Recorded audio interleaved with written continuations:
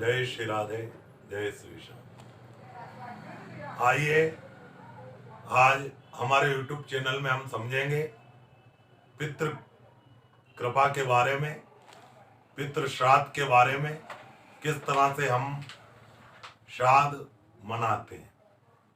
कहते हैं कि दो तरह के श्राद्ध बताए गए हैं, लेकिन श्राद्ध पक्ष गुप्त रूप से दो प्रकार से अलग होते हैं, जो कि एक तो माघ मास के प्रथम एकम दिन से ही, एकम तिथि से तो अमावस्या तक माघ के महीने में चलता है।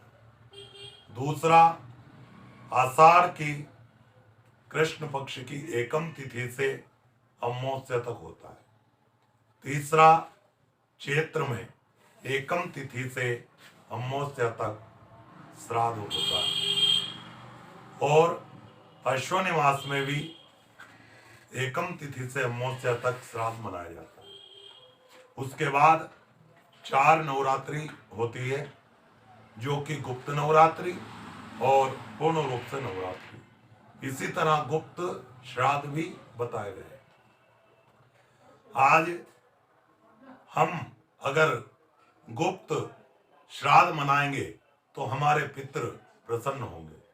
गुप्त श्राद्ध में, क्योंकि कहते हैं कि श्राद्ध भी कई प्रकार के होते हैं, जिनमें एक तो नैमित्तिक श्राद्ध, दूसरा काम्य श्राद्ध, तीसरा वृद्धि श्राद्ध, चौथा संवेदन श्राद्ध, पांचवा पार्यवण श्राद्ध, छठा गोष्ठी श्राद्ध और सातवां कर्मांग श्राद्ध बताया गया है, जिनको करने से सारे पितृ प्रसन्न होकर के देवलोक में जाते हैं और पितृलोक में जाते हैं और वैकुंठ में जाते हैं।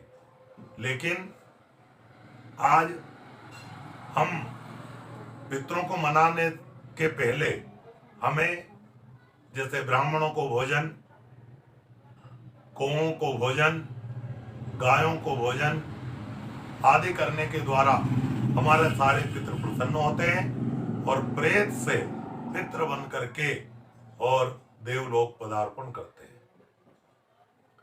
आज हमने कई पितरों को देवताओं के बराबर दर्जा सुना है, लेकिन देवताओं के भी पास में कुर्सी लगने वाली हमारे पितरों में से एक अयरमा पितृ होता है, जो कि उनके बगल में उनकी कुर्सी लगती है और हमारे जो द्वारा दी गई वस्तु ये सारे वो समझते हैं और उसके बाद हमसे कहते हैं, देवताओं से कहते हैं कि इन्होंने हमारा पूजन किया है, इन्होंने हमारा तर्पण किया है, इन्होंने श्राद्ध किया है, और अंत समय में हमारी कई चीजें वो सुगमता से करवाते हैं। लेकिन प्रेत से पितृ बनाने से पहले हमारे माता पिताओं, जो कि हमारे ही पूर्वज थे, उनको हमें मनाना पड़ता है।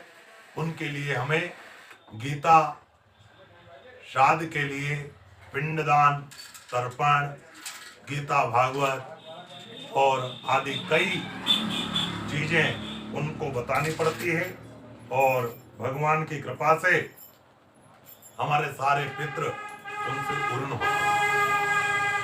पितरों के लिए 10 उपाय है। अगर हम 10 उपाय भी कर लें तो पितृदोष से हमें छुटकारा मिल सकता है। पितृदोष का पहला उपाय है प्रतिदिन हनुमान चालीसा पढ़ें, उससे भी पितृदोष शांत होते हैं।